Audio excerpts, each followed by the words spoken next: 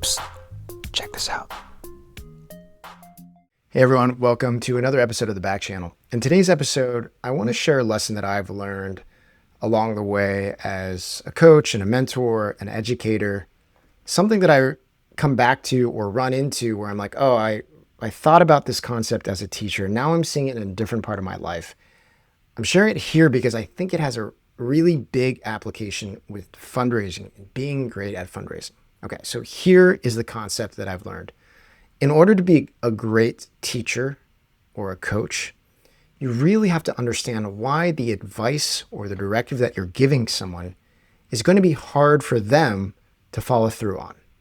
So if I'm teaching somebody how to raise capital, or I'm teaching somebody how to code, or I'm teaching someone how to do X, Y, and Z, in order to be great at getting that person to do that thing, it's not enough just to tell them the right answer. You have to deeply understand why it's going to be hard for them to do it, what the friction points are either tactically or psychologically, so that as you give them the right answer, you grease the wheels around the friction points, around the things that will make it hard for them to take action around. That is what I think makes a great teacher and a great coach. I think about that for myself as I'm trying to learn about personal development things to make me better. Like, why is this hard for me to follow? And then I'm trying to like incorporate my own lessons into maybe the bad coaching that I'm getting. When like, I wish they understood why it's hard for me so they could work through these friction points alongside of me.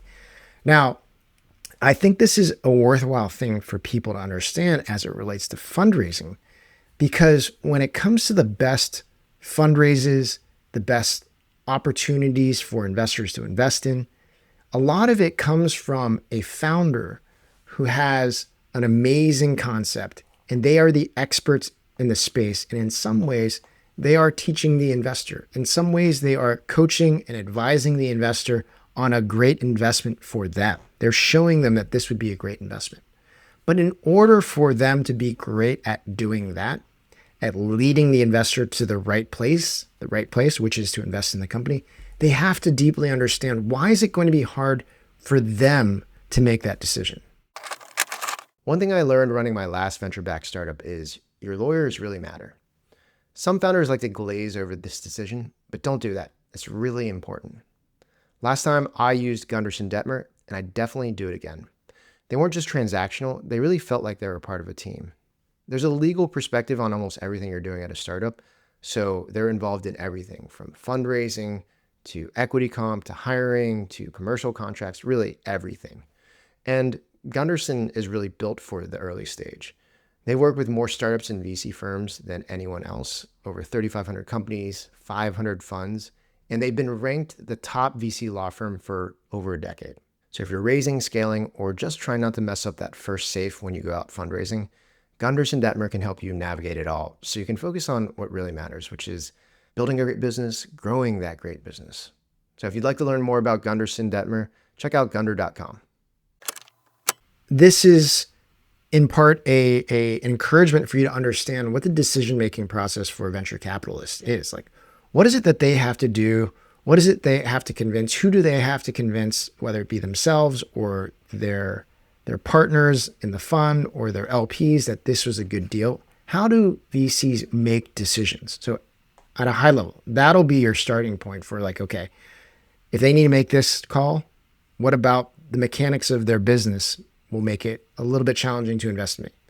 And then as you dial in deeper, talking a little bit more about what your story is, what are the parts that are like a little iffy? What are the parts that you could see someone questioning or not really understanding or having to take a flyer on?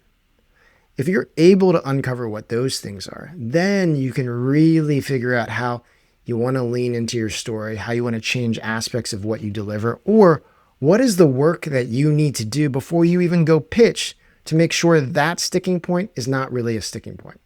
What is it that you have to do to push your company to achieve so that that is no longer the thing that everyone talks about? Like, I kind of like all these things except for this one thing makes me not want to do the deal.